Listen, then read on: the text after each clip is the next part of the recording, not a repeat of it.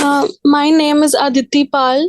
I am a student of AIMS Nagpur third year. My NEET rank was 4067 and I am from Gaya, Bihar. Today we are going to do part 2 of cell cycle and cell division. In the last class we completed till question number 8 of short answer type questions. So we'll be starting with question number 9. So the question is, name the pathological condition where uncontrolled cell division occurs. So in this question we are being asked, we have to tell the pathological condition. Means pathological condition essentially means that there is something wrong with the body. It is unusual or abnormal. So the abnormal condition in which uncontrolled cell division occurs, तो ये ऐसी कौन सी abnormal condition होती है body में जिसमें cells lose control over cell division. तो ऐसा एक पैथोलॉजिकल कंडीशन है कैंसर या मैलिग्नेंसी जिसे हम बोलते हैं. तो इसमें अनकंट्रोल्ड सेल डिवीजन होता है and cells without any control divide करती हैं, जिससे malformation ऑफ द ऑर्गन होता है. एंड ये एक पैथोलॉजिकल और डिजीज स्टेट है. उसके बाद क्वेश्चन नंबर 10 है, 2 key events take place during S phase in animal cells: DNA replication and duplication of centriole. In which parts of the cell do these events occur? तो सबसे पहला है DNA replication and दूसरा है duplication of centriole. तो DNA replication हमें पता है कि डीएनए रेप्लिकेशन एस फेज में होता है एंड डुप्लीकेशन ऑफ सेंट्रियोल भी एस फेज में होता है. सो जो डीएनए रेप्लिकेशन है that occurs in the nucleus, because DNA nucleus के अंदर ही होता है. सो जो डीएनए का रेप्लिकेशन है वो न्यूक्लियस के अंदर ही हो जाएगा, पर जो सेंट्रियोल है वो साइटोप्लाज्म में होता है, जैसा कि हमें डायग्राम में दिख रहा है. सो जो सेंट्रियोल है वो साइटोप्लाज्म में डुप्लीकेट होगा और जो डीएनए है वो न्यूक्लियस में डुप्लीकेट होगा. सो इसमें हमारा आंसर हो गया, DNA replication occurs in the nucleus and duplication of centriole occurs in the cytoplasm. So ये हमारा क्वेश्चन नंबर 10 का आंसर हो गया. नाउ क्वेश्चन नंबर 11 है, comment on the statement meiosis enables the conservation of specific chromosome number of each species even though the process per se results in reduction of chromosome number. तो ये question हमें बोल रहा है कि meiosis, हमें इसके बारे में बताना है कि meiosis enables the conservation of species, specific chromosome number of each species, even though the process results in reduction of chromosome number. So हमें पता है कि meiosis जो है वो रिडक्शनल डिवीजन है और इसमें क्रोमोसोम का नंबर हाफ हो जाता है. सो ये तो सही है कि क्रोमोसोम का नंबर हाफ हो जाता है. So conservation of specific chromosome number of each species कैसे होगा? तो सेक्सुअली रिप्रोड्यूसिंग ऑर्गेनिजम्स जो होते हैं उनमें गैमेट्स का फॉर्मेशन होता है बाय मेयोसिस. और ये इसके बाद दो हैप्लॉइड गैमेट्स फॉर्म होते हैं, male gamete and female gamete, जिसमें chromosome number n and n रहता है रिस्पेक्टिवली. पर जब ये बाद में फ्यूज होके वापस से जाइगोट बनाते हैं तो फिर से ये 2n हो जाता है. So even though the process results in reduction of chromosome number by half, it is gradually conserved by union of male and female gamete in next generation. तो एक ह्यूमन बीइंग था, उसने मेल गैमेट प्रोड्यूस किया, एक female में female gamete produce हुआ और फिर से ये वापस से मिलके 2n हो गए. सो ये मियोसिस के प्रोसेस से रिडक्शनल डिवीजन होके male and female gamete produce तो हुआ, पर इन द नेक्स्ट जनरेशन उनके फिर से फ्यूजन के वजह से वापस 2n हो गया, एंड अगेन वो chromosome conservation of specific chromosome number हो गया of each species, even though meiosis is a reductional division. और हमें पता है कि मियोसिस के एक फेज में क्रॉसिंग ओवर ऑफ क्रोमोसोम्स भी होता है। सो इसके वजह से जेनेटिक वेरिएबिलिटी आती है because of the production of gametes bye meiosis. So exactly identical नहीं होता जो गैमेट बनता है, वो कुछ क्रॉसिंग ओवर के बाद होता है, इसलिए हम जेनेटिक वेरिएशंस देखते हैं फ्रॉम जनरेशन टू जनरेशन। उसके बाद हम आते हैं क्वेश्चन नंबर 12 पे। Name a cell that is found arrested in diplotin stage for months and years. Comment in 2-3 lines how it completes cell cycle. तो हमें इसमें इसका एग्जाम्पल देना है कि एक ऐसा सेल का नाम बताना है जो डिप्लोटीन स्टेज में रहती है फॉर मंथ्स एंड ईयर्स। तो हमें पता है कि oocytes ऑफ सम वर्टिब्रेट्स, मतलब वर्टिब्रेट्स में जो oocytes होती हैं, जैसे हम अपना ही एग्जाम्पल ले लें तो फीमेल्स में जो oocytes होती है they are arrested in the diplotene stage, मतलब ये प्रोफेज 1 में ही अरेस्टेड होती हैं जब तक फीमेल प्यूबर्टी तक नहीं पहुंचती, और उसके बाद ही ये प्रोफेज 1 से निकल के मेटाफेज 1, एनाफेज 1 एंड टीलोफेज 1 में जाके तब जाके एक ओवम का फॉर्मेशन होता है, और ये फाइनली ये ओवम स्पर्म से मिलके जाइगोट बनाता है। तो टिल प्यूबर्टी ये oocytes ऑफ वर्टिब्रेट्स यानी कि oocytes अरेस्टेड होती हैं in diplotene stage for years until the female reaches puberty। तो ये हमें एग्जाम्पल तो हमने दे दिया, तो अभी ये कंप्लीशन ऑफ सेल साइकिल कब होगा? तो मैंने आपको बताया कि oocytes are arrested in diplotin stage. They complete their cycle after stimulation of the female gonadotrophin, predominantly LH surge। तो हमें पता है कि जब ओव्यूलेशन होता है तो LH सर्ज होता है, और LH सर्ज के LH यानी कि LH हार्मोन का सर्ज होता है और ल्यूटेनाइजिंग हार्मोन। तो जब ल्यूटेनाइजिंग हार्मोन अपने पीक पे पहुंचता है तब जाके ओव्यूलेशन होता है, और ये हार्मोन जो है एक्टिवेट करता है various factors to drive cytoplasmic and nuclear changes which helps the oocyte to resume meiosis and progress to metaphase 2। then metaphase 2 में वो फिर से arrest होगा and which represents the appropriate stage to be fertilized। उसके बाद जब fertilization होगा तो meiosis 2 complete हो जाएगा and haploid ovum या ooted बनेगा और ये जाके स्पर्म से मिल जाएगा। So completion of cell cycle कैसे होगा? तो जो oocyte है जो डिप्लोटीन स्टेज में अरेस्टेड है, it will complete its cell cycle after the release of LH surge के वजह से वो various nuclear and cytoplasmic changes होंगे, जो मियोसिस जो पॉज्ड था एट डिप्लोटीन स्टेज वो रिज्यूम हो जाएगा, एंड रिज्यूम होके वो मेटाफेज 2 को प्रोग्रेस करेगा, और ये फिर से मेटाफेज 2 में जाके रुक जाएगा। और जैसे ही स्पर्म आएगा जोना पेल्यूसिडा को ये इन्वेट करेगा स्पर्म, तो वैसे ही ये मेटाफेज 2 एनाफेज और टीलोफेज 2 और मियोसिस 2 कंप्लीट होगा और ओवम रिलीज होगा, एंड ये ओवम स्पर्म के साथ फर्टिलाइज करेगा।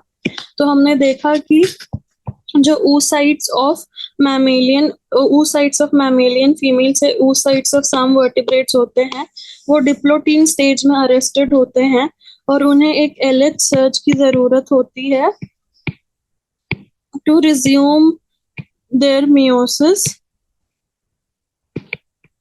और LH एक हार्मोन है जो various nuclear and cytoplasmic changes कराता है। ये न्यूक्लियर और साइटोप्लाज्मिक चेंजेस के वजह से मियोसिस रिज्यूम होता है एंड मियोसिस रिज्यूम होने के बाद वो फिर से मेटाफेज 2 में अरेस्ट हो जाता है एंड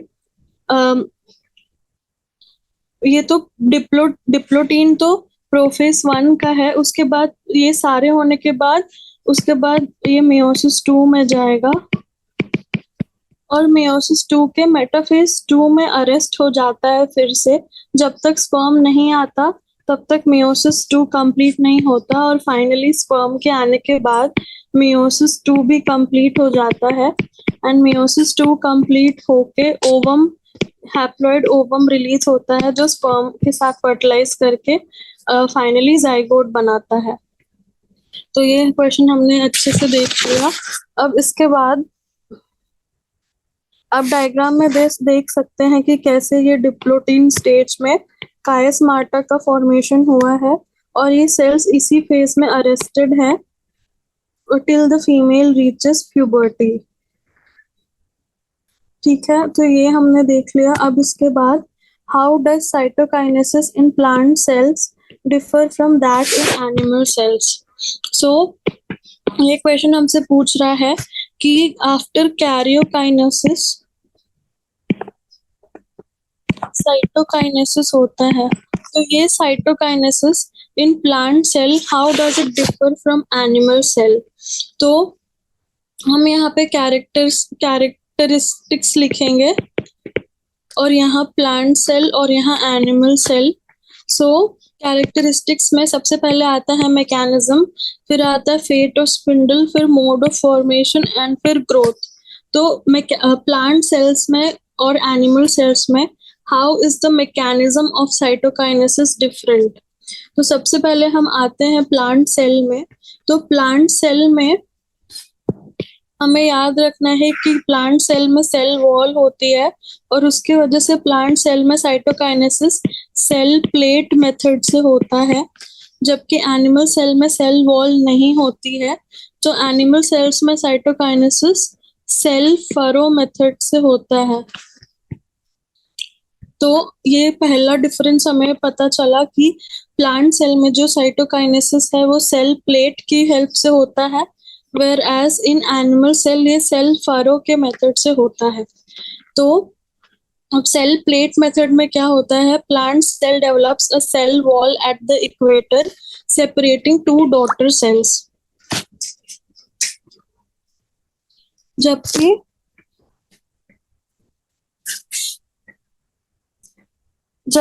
एनिमल सेल्स में सेल फरो मेथड से in which cell membrane develops constriction at the equator separating two daughter cells. तो हम देख सकते हैं कि सेल प्लेट मेथड में एक सेल वॉल डेवलप हो गई है जो टू डॉटर सेल्स को सेपरेट कर रही है, जबकि सेल फरो मेथड में there is a constriction which has developed at the equator separating two daughter cells. ठीक है, तो ये फर्स्ट हो गया। प्लांट सेल में क्योंकि सेल वॉल प्रेजेंट होती है इसलिए सेल प्लेट फॉर्म होता है एट द इक्वेटर, जबकि एनिमल सेल्स में सेल वॉल नहीं होती है तो एक फरो जैसा डेवलप होता है इन द सेंटर। उसके बाद हम देखेंगे फेट ऑफ स्पिंडल। तो जो प्लांट सेल्स है उसमें स्पिंडल परसिस्ट करता है, जबकि इन एनिमल सेल्स में जो है स्पिंडल डीजेनरेट होने लगता है। उसके बाद mode of formation, Golgi body and endoplasmic reticulum fuse करते हैं to form the cell plate, whereas in animal cells a constriction is developed by the contraction of microtubules in the cell membrane. तो हमने देखा कि mode of formation कैसे होता है, Golgi body and endoplasmic reticulum fuse to form the cell plate, and in animal cell, a constriction is developed by the contraction of microtubules in the cell membrane. तो plant cell में Golgi body और endoplasmic reticulum मिल के एक cell plate बनाते हैं, whereas in animal cells there is a contraction of microtubules जो contract करने की वजह से एक सेल फरो जैसा बन जाता है, यानी कि एक कंस्ट्रिक्शन जैसा बन जाता है। उसके बाद ग्रोथ कैसे होती है, तो जो सेल प्लेट है वो सेंट्रीफ्यूगली ग्रो करती है, यानी from centre to the periphery. तो ये पहले सेंटर में बनना शुरू होगी तो धीरे धीरे और ये पेरिफेरी तक जाएगी, जबकि हम देख रहे हैं कि फरो पहले पेरिफेरी से स्टार्ट हो रहा है एंड देन सेंटर तक जा रहा है। तो एनिमल सेल्स में cell furrow grows centripetally which is from periphery to the centre. तो हम एक बार जल्दी से डिस्कस कर लेते हैं differences between plant cell and animal cell.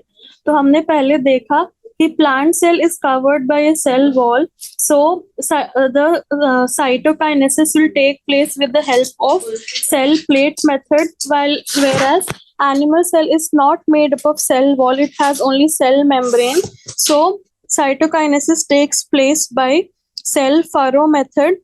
Cell plate के बनने के लिए गोल्गी बॉडी और एंडोप्लाज्मिक रेटिकुलम चाहिए, whereas सेल फरो के लिए कॉन्ट्रैक्शन ऑफ माइक्रोट्यूब्यूल्स चाहिए। प्लांट सेल्स में स्पिंडल परसिस्ट करता है, whereas एनिमल सेल्स में स्पिंडल डीजेनरेट हो जाता है। उसके बाद जो ग्रोथ होती है सेल फरो की from periphery to the centre होती है, whereas सेल प्लेट की from centre to the periphery होती है। तो ये हमने सारे डिफरेंसेस एक बार देख लिए। उसके बाद हम आते हैं लॉन्ग आंसर टाइप क्वेश्चंस पे। तो सबसे पहला क्वेश्चन है, comment on the statement telophase is the reverse of prophase. तो ये क्वेश्चन हमसे पूछ रहा है कि टीलोफेज रिवर्स ऑफ प्रोफेज है, ये हमें समझाना है इस क्वेश्चन में। तो हमें पता है कि prophase is the first phase, then metaphase, then anaphase and then telophase. तो प्रोफेज में सेल प्रिपेयर करते हैं फॉर सेल डिवीजन, मेटाफेज और एनाफेज में सेपरेशन ऑफ क्रोमोसोम्स हो जाता है, एंड टीलोफेज में फाइनली जो दो सेल्स जो कैरियोकाइनेसिस से जो भी हमारा जेनेटिक मटेरियल डुप्लीकेट हुआ है वो दो हिस्से में बट जाता है। तो प्रोफेज और टीलोफेज एग्जैक्टली ऑपोजिट हैं, ये हमें एक्सप्लेन करना है। तो during telophase events of prophase आकर इन रिवर्स सीक्वेंस। तो प्रोफेज में क्या होता है, prophase is known for the initiation of condensation of chromosomal material. तो जो प्रोफेज होता है उसमें सबसे पहले जो क्रोमोसोमल मटेरियल है वो कंडेंस होना शुरू होता है। कंडेंसेशन के बाद जो क्रोमैटिन कंडेंसेशन के बाद वो अनटैंगल हो जाता है and finally the centriole begins to move towards the opposite pole of the cell। तो हमने इसके पहले वाले क्वेश्चन में देखा कि सेंट्रियोल का डुप्लीकेशन होता है इन एस फेज,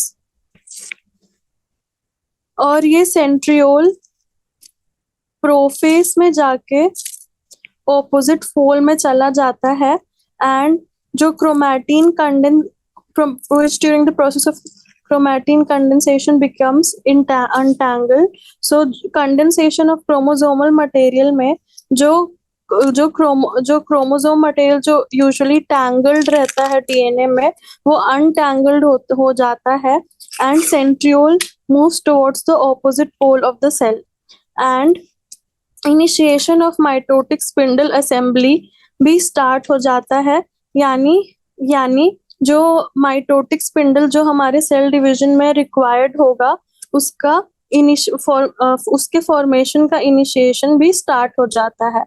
और उसके बाद जो प्रोफेज का एंड होता है यानी कि लेट प्रोफेज, उसमें हमारा न्यूक्लियोलस भी डिसइंटीग्रेट हो जाता है एंड न्यूक्लियर एनवेलप डिसअपियर हो जाता है। एंड इसे हम एंड ऑफ प्रोफेज के नाम से भी जानते हैं। तो क्या हुआ, जैसे ही प्रोफेज स्टार्ट हुआ तो जो न्यूक्लियस के अंदर डीएनए पूरा कॉइल्ड था, उसका कंडेंसेशन स्टार्ट हुआ, अनकॉइलिंग स्टार्ट हुई और ये अनटैंगल्ड हो गया। उसके बाद जो माइटोटिक स्पिंडल है वो जो कि एस फेज में बना था वो सेंट्रियोल्स ऑपोजिट पोल्स पे जाने लगे for the initiation of mitotic spindle. और धीरे धीरे ये न्यूक्लियर एनवेलप डीजेनरेट होने लगेगा ताकि जो डुप्लीकेटेड डीएनए है वो दो ऑपोजिट पोल्स पे जा सके और डुप्लीकेशन ऑफ डीएनए के बाद टू डिफरेंट सेल्स बन सके। तो हमने देखा कि सबसे पहले हुआ initiation of condensation of chromosomal material जो कि अनटैंगल हुआ एंड सेंट्रियोल जो है वो ऑपोजिट पोल्स पे जाने लगे एंड माइटोटिक स्पिंडल का फॉर्मेशन स्टार्ट हो गया। जो माइक्रोट्यूब्यूल्स एंड प्रोटीनेशियस कंपोनेंट्स हैं वो हेल्प करते हैं in the formation of mitotic spindle. And finally at the end of prophase यानी कि लेट प्रोफेज के दौरान the nucleolus will also degenerate and nuclear envelope भी डिसअपियर हो जाएगा and this process will mark the end of prophase. तो हमने चार चीजें देख ली कि प्रोफेज में सबसे पहले क्रोमोसोमल कंडेंसेशन होता है जिसमें क्रोमोसोम्स अनटैंगल्ड होते हैं। देन फाइनली जो सेंट्रियोल्स हैं, चार पॉइंट्स के फॉर्म में हम याद रखेंगे और उसी को एक्सप्लेन करेंगे। Centrioles move to opposite pole, then mitotic spindle assembly होती है एंड फाइनली न्यूक्लियोलस डीजेनरेट होता है एंड न्यूक्लियर एनवेलप डिसअपियर हो जाता है। तो चार पॉइंट्स के फॉर्म में हम याद रखेंगे और इसी को एक्सप्लेन करेंगे कि प्रोफेज में क्या क्या होता है। उसके बाद हमें बताना है कि टीलोफेज इसका रिवर्स कैसे है। तो the reverse of prophase is the telophase. तो सबसे इसके सारी चीजें इसके ऑपोजिट होंगी। तो सबसे पहले क्या होगा कि जो स्पिंडल है वो जो अपीयर किया था इन prophase, it will get disappeared and the chromosome will start decondensing and they will lose their individuality। मतलब जो क्रोमोसोम्स अनटैंगल होके क्रोमैटिड बना रहे थे और इंडिविजुअल क्रोमैटिड्स बन रहे थे वो वापस से डीकंडेंस होके अपनी इंडिविजुअलिटी को लूज कर देंगे इन टीलोफेज में। उसके बाद the chromosomes will gradually uncoil and cluster at the opposite spindle poles and their individual identity as a discrete element is lost. Nuclear envelope slowly reforms around each group of chromosomes and nucleolus Golgi complex and endoplasmic reticulum reappears. तो हमने देखा कि जो telophase है उसमें क्या हो रहा है।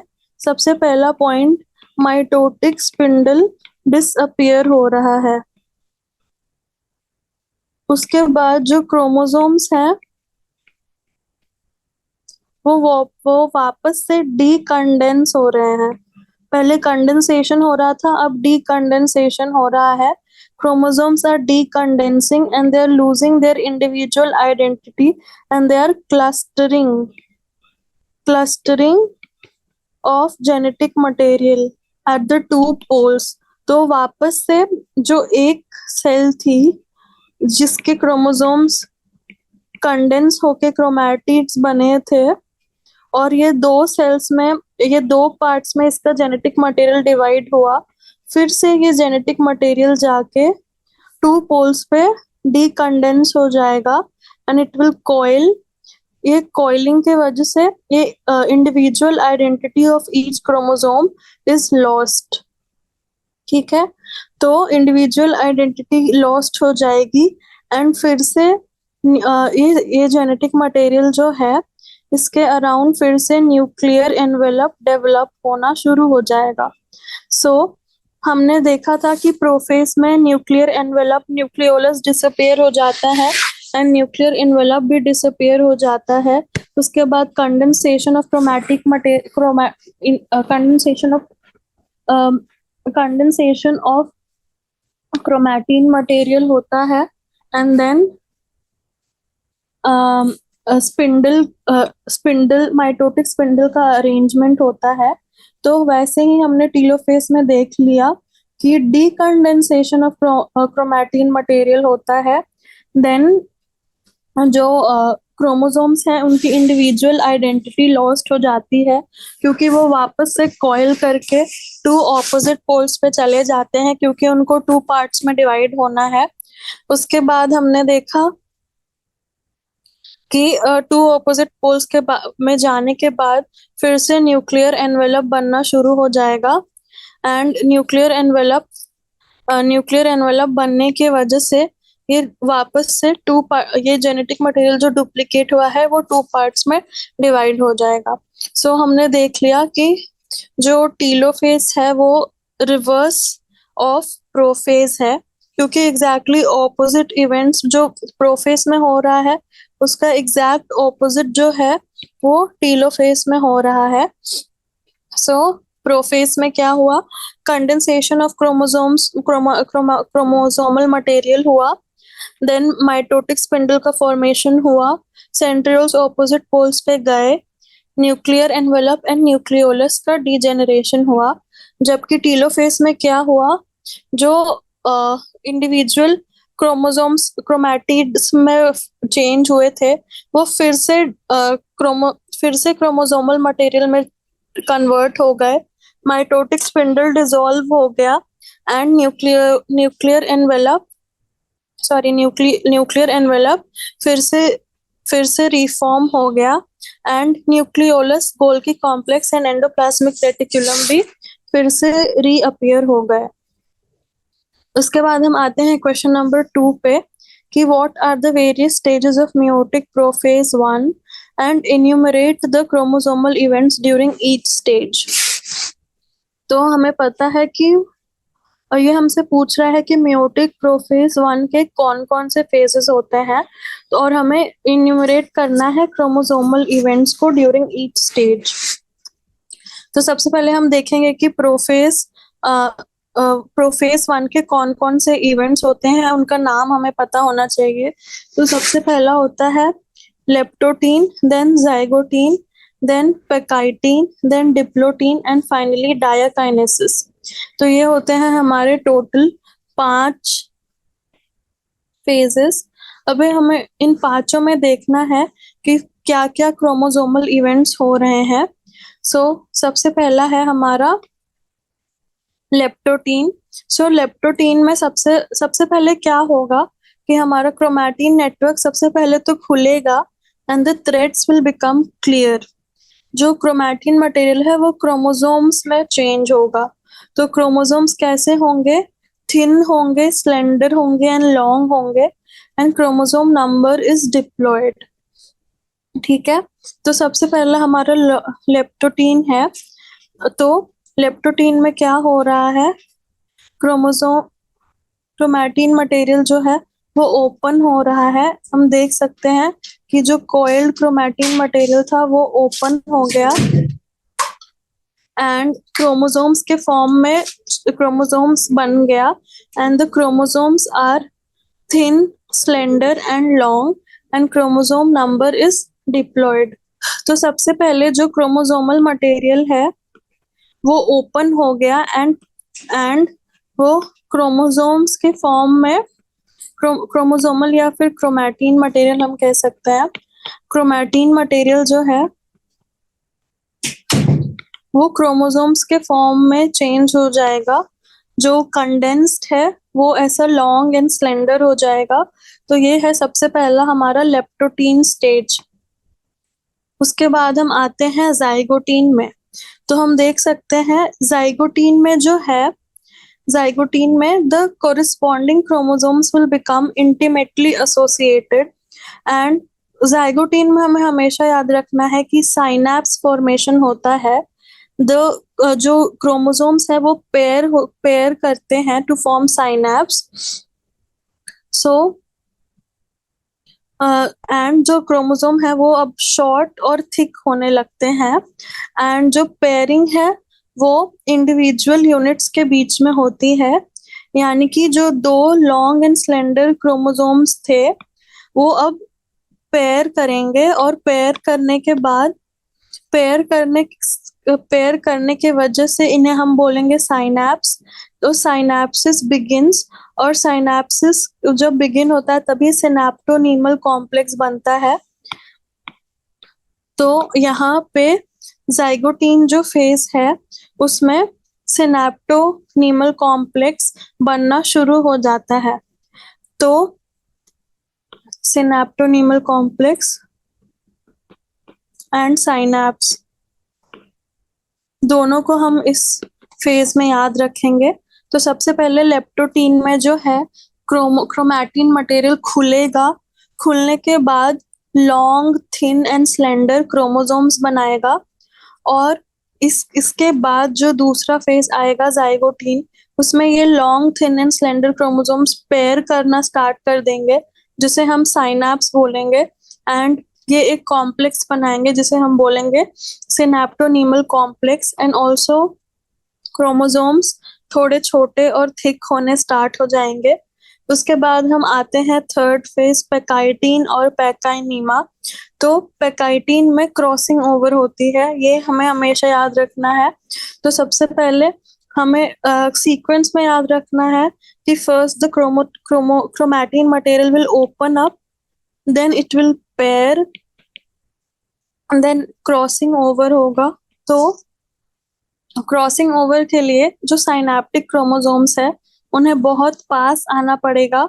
सो they will become very intimately associated and they will become short and thick. And crossing over होगी एट दिस स्टेज, और क्रॉसिंग ओवर के वजह से कायस्माटा फॉर्मेशन हमें दिखेगा। So crossing over means DNA exchange between non sister chromatids, और इसके वजह से कायस्माटा फॉर्मेशन हम यहाँ पे देख सकते हैं। एक एक्स की तरह फॉर्मेशन होगा जिसे हम बोलेंगे कायस्माटा फॉर्मेशन। उसके बाद हम आते हैं डिप्लोटीन स्टेज में। तो डिप्लोटीन स्टेज में जो होमोलोगस क्रोमोसोम्स हैं they will start separating from one another. So जो ये कायस्माटा फॉर्मेशन हुआ था अब ये स्टार्ट करेंगे to separate from one another, and chiasmata will tend. तो हम देख सकते हैं अगर ये सेपरेट करने की कोशिश करेंगे तो जो ये एक्स फॉर्मेशन है वो और टर्मिनल जाएगा, यानी दूर जाएगा, जिसे हम कहते हैं terminalization of chiasmata. And chromosome start separating out but the separation is not complete. Nuclear membrane and nucleolus start disappearing. उसके बाद जो फाइनल डायकाइनेसिस स्टेज है उसमें जो हमारा कॉम्प्लेक्स बनता है इसे हम बाइवेलेंट कहते हैं। तो bivalent condense further and get randomly distributed, and separation is almost complete. Terminalization of chiasmata is almost complete. Nuclear membrane and nucleolus disappear. So ये पूरा हमारा प्रोफेज 1 है। तो हमने पहले ही देखा था कि प्रोफेज के एंड में न्यूक्लियर एनवेलप और न्यूक्लियोलस को डिसअपियर हो जाना चाहिए।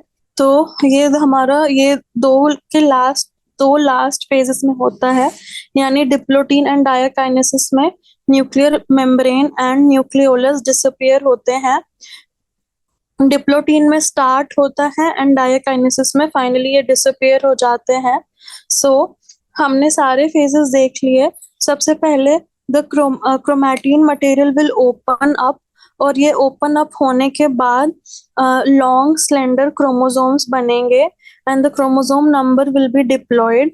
अब ये long slender chromosomes intimately pair करेंगे to form synapse and synaptonemal complex, and ये छोटे और थिक भी हो जाएंगे। उसके बाद इन पैकाइटीन फेज या पैकाइनीमा फेज इसमें क्रॉसिंग ओवर होगी, एंड क्रॉसिंग ओवर के वजह से एक्सचेंज ऑफ जेनेटिक मटेरियल होगा, एंड इसके लिए the chromosomes will have to come very close. उसके बाद आता है डिप्लोटीन स्टेज में, जिसमें homologous chromosomes start separating from one another, and जो कायस्माटा है वो भी टर्मिनल होना शुरू हो जाएगी, and chromosomes start separating, but separation is not complete. Nuclear membrane and nucleolus start disappearing. उसके बाद diakinesis है, जिसमें the bivalents will condense further and get randomly distributed, and separation almost complete हो जाएगा। terminalization of chiasmata भी almost complete हो जाएगा, और जैसा कि मैंने बताया न्यूक्लियर मेम्ब्रेन एंड न्यूक्लियोलस यहाँ पे स्टार्ट हुए थे डिसअपियरिंग, और ये फाइनली पूरे डिसअपियर हो जाएंगे। तो हम इसमें इस डायग्राम में देख सकते हैं कि prophase begins and chromosome start to condense, यहाँ पे साइनेप्सिस होगा, यहाँ क्रॉसिंग ओवर होगा, उसके बाद जो कायस्माटा है वो विजिबल होंगे एंड इनका धीरे धीरे टर्मिनलाइजेशन स्टार्ट होगा। जैसे ही होमोलोगस क्रोमोसोम सेपरेट होने की कोशिश करेंगे, कायस्माटा भी धीरे धीरे एंड में यानी कि टर्मिनल आने का कोशिश करेगा। तो यहाँ पे हम देख सकते हैं कायस्माटा बिल्कुल ही एंड पे है, तो इसे हम कहते हैं terminalization of chiasmata. So the terminalization of chiasmata is complete in diakinesis, and finally ये प्रोफेज का एंड है। तो nuclear membrane and nucleolus will degenerate, क्योंकि अब हमें आगे मेटाफेज की तरफ जाना है। So nuclear membrane and nucleolus should degenerate.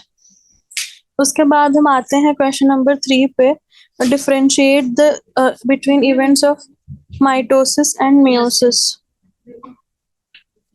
तो सबसे पहले mitosis and meiosis में डिफरेंस हमें लिखना है। तो सबसे पहला है माइटोसिस को डिस्कवर किसने किया था। So mitosis was discovered by Walter Flemming and meiosis was discovered by Oscar हर्टविग।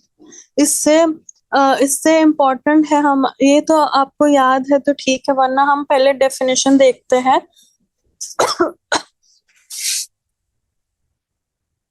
So mitosis is a type of cell division in which the cell divides to produce two daughter cells carrying an equal number of chromosomes as that of the parent cell. मतलब mitosis जो है वो एक equational division है, whereas जो meiosis है ये reductional division है। So इसमें जो daughter cells का chromosome number है वो half हो जाएगा as that of the parent cell, whereas और जो माइटोसिस है उसमें एक सेल से सिर्फ 2 सेल्स प्रोड्यूस होते हैं, पर जो मियोसिस है, सिंस इसमें मियोसिस 1 एंड मियोसिस 2 है, तो पहले 2 cells and then finally 4 cells produce होते हैं। सो mitosis is a type of equational division in which 2 daughter cells are produced which have chromosome number equal to that of the parent cell, whereas meiosis is a reductional division in which 4 daughter cells are produced where the chromosome number is reduced to half.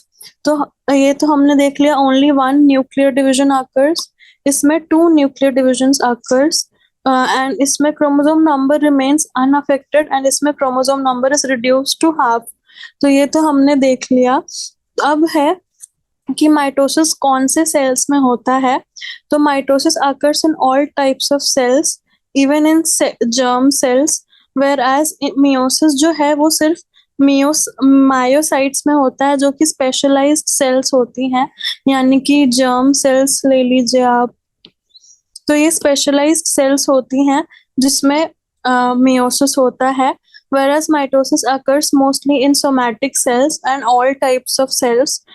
उसके बाद mitosis के phases क्या क्या होते हैं, तो prophase, metaphase, anaphase और telophase. whereas meiosis में मियोसिस 1 एंड मियोसिस 2 होता है। तो prophase 1, metaphase 1, telophase 1 and anaphase 1, whereas meiosis 2 में prophase 2, metaphase 2, anaphase 2 and telophase 2। उसके बाद जो माइटोसिस होता है उसमें मदर सेल या तो हैप्लॉइड हो सकती है या diploid, whereas in meiosis the mother cell is always diploid।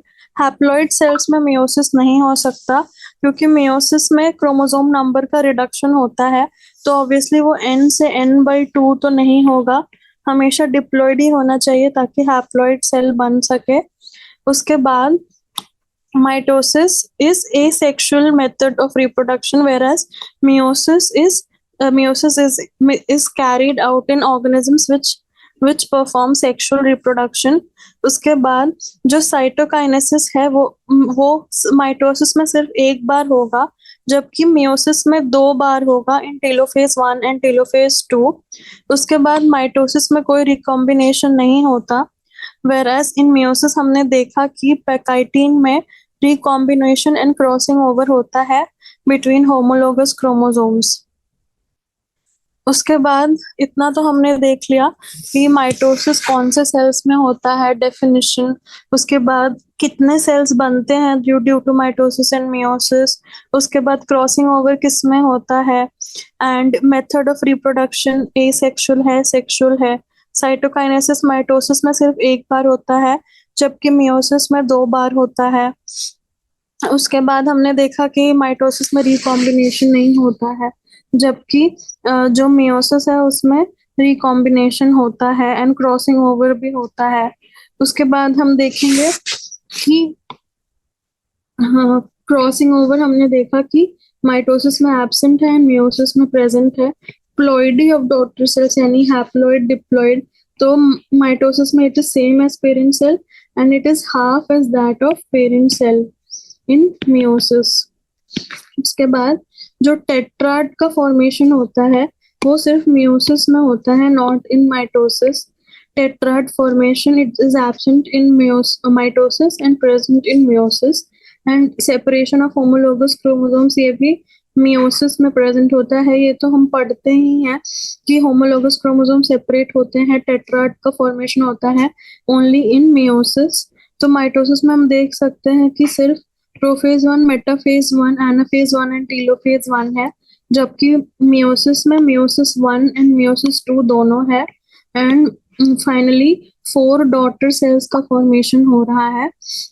सो हमने डायग्राम के थ्रू भी देख लिया कि माइटोसिस और मियोसिस में क्या डिफरेंस है। तो ये पूरा चैप्टर तो इसी पे बेस्ड है, तो ये तो हमें आना ही चाहिए। उसके बाद हम आते हैं क्वेश्चन नंबर 4 पे। Write a brief note on the following synaptonemal complex and metaphasic plate. तो मैंने बताया था कि सिनेप्टोनीमल कॉम्प्लेक्स जो है वो साइनैप्स फॉर्मेशन जब होता है तभी सिनेप्टोनीमल कॉम्प्लेक्स का फॉर्मेशन होता है। तो सिनेप्टोनीमल कॉम्प्लेक्स है क्या? It is actually a complex of proteins which accompanies the formation of synapses, pairing of homologous chromosomes during zygotene of meiosis 1. तो synaptonemal complex जो है it is a complex of proteins। तो जब साइनैप्स का formation हो रहा है या जब साइनैप्सिस हो रहा है ऑफ होमोलोगस क्रोमोसोम्स, यानी कि जब होमोलोगस क्रोमोसोम्स साथ में आ रहे हैं, तो उसके दौरान ही there is a formation of complex of proteins which is called as synaptonemal complex. तो ये हो गया हमारा सिनेप्टोनीमल कॉम्प्लेक्स। अब हम आते हैं मेटाफेजिक प्लेट पे, ठीक है। तो मेटाफेजिक प्लेट जो है, मेटाफेजिक प्लेट एक हमें पता है कि मेटाफेज जब होता है तो एक प्लेट बनती है जिसके जिसके जहाँ पे जाके जो हमारे क्रोमोसोम्स है वो अरेंज हो जाते हैं। तो ये मेटाफेजिक प्लेट क्या है? तो ये इमेजिनरी लाइन है which is equidistant from two poles. तो ये हमारे पोल्स दिख रहे हैं, इससे इक्विडिस्टेंट है ये metaphasic plate, and it is the plane where all the chromosomes in the cell align during metaphase। तो जो ये प्लेट है यहीं पे आके सारे क्रोमोसोम्स अलाइन होते हैं during metaphase. So metaphasic plate is an imaginary line where all the chromosomes go and align during metaphase। ठीक है, तो हमने मेटाफेजिक प्लेट के बारे में देख लिया कि ये एक इमेजिनरी लाइन है which is equidistant from both the poles and it is where the chromosomes align during metaphase. और यहाँ पे अलाइन होने के बाद यहीं से ये सेपरेट होके जाएंगे।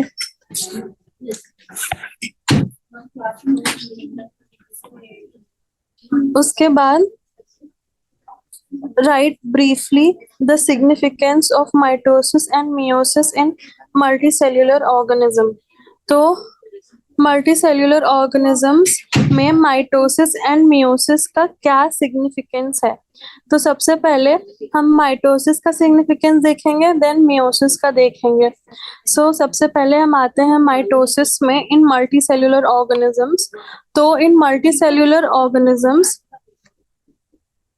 मल्टीसेल्यूलर ऑर्गेनिजम्स जो है अपना, जब वो अपनी लाइफ स्टार्ट करते हैं तो they start their life as single cells and the process of mitosis gives rise to many cells to form tissues, organs and organ systems of the organism. And इससे जो size and growth of an organ भी mitosis से ही होता है। ठीक है, cell reproduction जो है to form new cells and renew certain cells and to replace worn out cells, and mitosis is also involved in asexual reproduction in some organisms like unicellular amoeba as well as multicellular hydra as well as vegetative reproduction in plants। तो हमने देखा कि जो multicellular organisms हैं they start their life as single cell, और ये cell बनाती है टिश्यूज बनाते हैं organs, and finally organ systems. तब जाके हमारी बॉडी वर्क करती है। उसके बाद जो सेल्स माइटोसिस से ग्रो कर रहे हैं उसके वजह से साइज ऑफ ऑर्गन इंक्रीज होता है एज वेल एज ग्रोथ भी होती है। देन हम आते हैं कि जो माइटोसिस है वो यूज होता है in order to renew certain tissues। मतलब कि जो टिश्यूज में कुछ सेल्स अगर worn out हो गए तो उसको रिप्लेस करने के लिए माइटोसिस ही सेल डिवीजन के फॉर्म में होता है। उसके बाद it is also a method of asexual reproduction in amoeba. तो जो एमीबा और हाइड्रा है, multicellular hydra, and vegetative reproduction जो प्लांट्स में होता है उसमें माइटोसिस ही होता है, एंड माइटोसिस से ही ये डिवाइड करते हैं। ठीक है, तो हमने देखा कि mitosis is needed for a multicellular organism to form tissues, organs and organ systems. उसके बाद रिप्लेस वॉर्न आउट सेल्स के लिए भी माइटोसिस यूज होता है। देन ऑर्गन की साइज और ग्रोथ के लिए भी माइटोसिस ही यूज होता है, and it is also involved in asexual reproduction in some organisms like amoeba which is unicellular and multicellular hydra। उसके बाद हम आते हैं significance of meiosis। जो meiosis है it is the mechanism। तो meiosis हमने देखा था कि germ cells यूज करते हैं for the production of gametes। so और ये तो हमने पहले ही देखा था कि conservation of specific chromosome number होता है which is achieved across generations.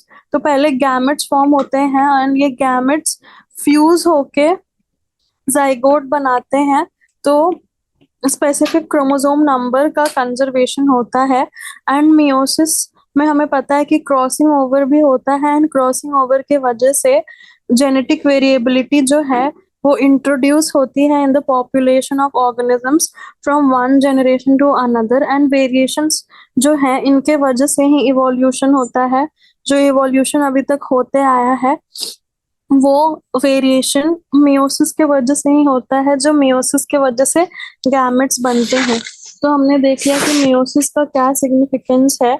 तो meiosis is the mechanism by which conservation of specific chromosome number is maintained throughout across generations in sexually reproducing organisms. meiosis से ही germ cells gametes produce करते हैं और ये gametes fuse होकर zygote बनाते हैं and meiosis में क्रॉसिंग ओवर होती है जिसकी वजह से जेनेटिक वेरिएबिलिटी का इंट्रोडक्शन होता है and variability is very important, variations are very important for the process of evolution. उसके बाद हम आते हैं क्वेश्चन नंबर 6 में। An organism has 2 pair of chromosomes that is chromosome number is equal to 4 diagrammatically represent the chromosomal arrangement during different phases of meiosis 2। ठीक है, तो हमें इसमें different phases of meiosis 2 के बारे में बताना है। तो meiosis 2 के 4 phases होते हैं, prophase 2, metaphase 2, anaphase 2 and telophase 2। तो हमें पता है कि मियोसिस 1 के बाद 2 सेल्स प्रोड्यूस हुए होंगे और ये दोनों का ही डायग्राम है। तो सबसे पहले प्रोफेज 2, और हमें पता है कि meiosis 2 is similar to mitosis. तो इसमें माइटोसिस जैसे ही सब कुछ होगा, कुछ भी नया नहीं होगा।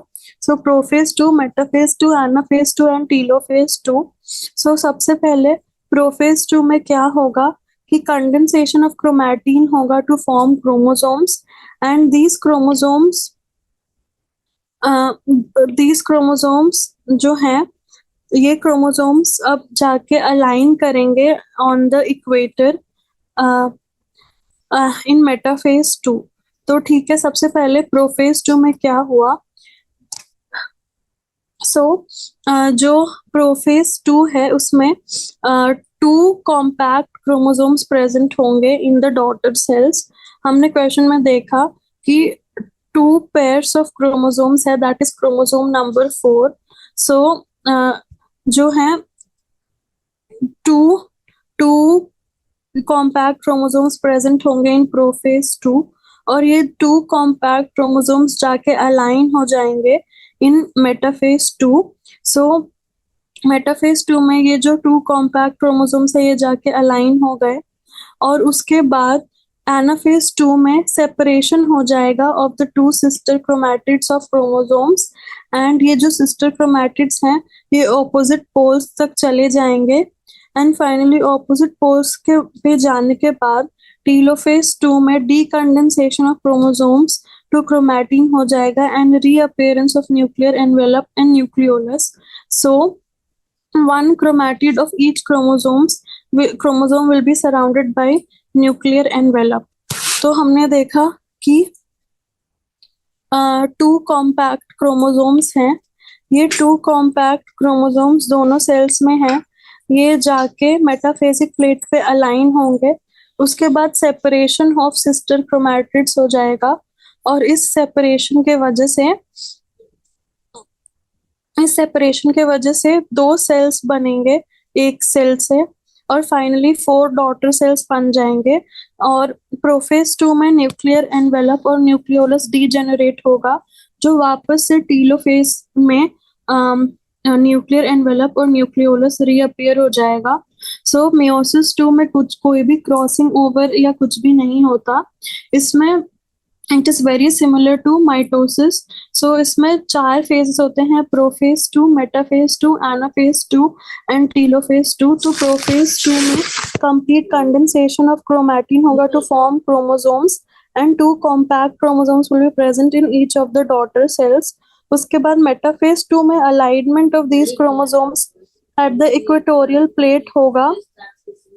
देन एनाफेज में separation of 2 sister chromatids होगा and the sister chromatids will move towards the opposite poles and telophase 2 में finally फिर से कंडेंसेशन का ऑपोजिट डीकंडेंसेशन होगा, एंड डीकंडेंसेशन ऑफ क्रोमोसोम्स से क्रोमैटिन फिर से बन जाएगा, and there will be reappearance of the nuclear membrane and nucleolus. So at each pole of the cell, one chromatid of each chromosome will be surrounded by a nuclear envelope. So हम देख सकते हैं जो last में जो 4 sales बने उसमें one chromosome है ऑफ वन क्रोमैटिड है ऑफ ईच क्रोमोसोम, यानी कि इस क्रोमोसोम का एक क्रोमैटिड है इधर, एंड इस क्रोमोसोम का भी एक क्रोमैटिड है, और ये मिलके एक सेल बना रहे हैं। और ऐसे ही 4 सेल्स बनेंगे at the end of meiosis 2 के टीलोफेज 2 के बाद। तो हमने देखा कि an organism has 2 pair of chromosome, that is chromosome number is equal to 4, and उसका meiosis 2 कैसे होगा? So chromosome number is equal to 4, तो इसमें 2 compact chromosomes present होंगे जो finally divide होके एक एक chromatid सारे cells में चला जाएगा। एक chromatid इस क्रोमोसोम का एंड एक क्रोमैटिड इस क्रोमोसोम का, ये चारों सेल्स में प्रेजेंट होगा एट द एंड। तो आज हमने सारे लॉन्ग आंसर टाइप क्वेश्चंस भी कर लिए, और जो हमारे बच्चे हुए शॉर्ट आंसर थे वो भी कर लिए। तो ये आपको इसमें सबसे ज्यादा इम्पोर्टेंट है प्रोफेज 1 के सारे फेजेस आपको पता होने चाहिए, और इसमें क्रोमोसोम्स का कैसा अरेंजमेंट होता है। देन उसके बाद आपको माइटोसिस एंड मियोसिस का डिफरेंस हमेशा पूछा जाता है, वो भी पता रहना चाहिए।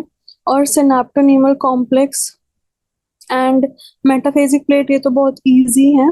उसके बाद importance of mitosis and meiosis in multicellular organisms भी बहुत इम्पोर्टेंट है। देन आपको साइटोकाइनेसिस के बारे में भी पता होना चाहिए कि how does it differ in plant cell and animal cell. इससे बहुत सारे एमसीक्यूज भी आते हैं। तो एनिमल सेल में सेल फारो का फॉर्मेशन हो रहा है तो ऑब्वियसली वो बाहर से अंदर की तरफ ही हो सकता है। तो प्लांट सेल का आप ऑपोजिट याद कर सकते हैं कि ये सेंट्रीफ्यूगली यानी कि अंदर से बाहर की तरफ होगा, क्योंकि एनिमल सेल में बाहर से अंदर की तरफ हो रहा है। उसके बाद डिप्लोटीन स्टेज में जो oocyte अरेस्टेड होती है उसके बारे में भी क्वेश्चन पूछा जाता है। उसके बाद हमने देखा था कि cancer is the pathological condition in which the cells will divide uncontrollably, तो ये भी आप याद रखिएगा। तो आज के लिए बस इतना ही, मिलते हैं नेक्स्ट सेशन में।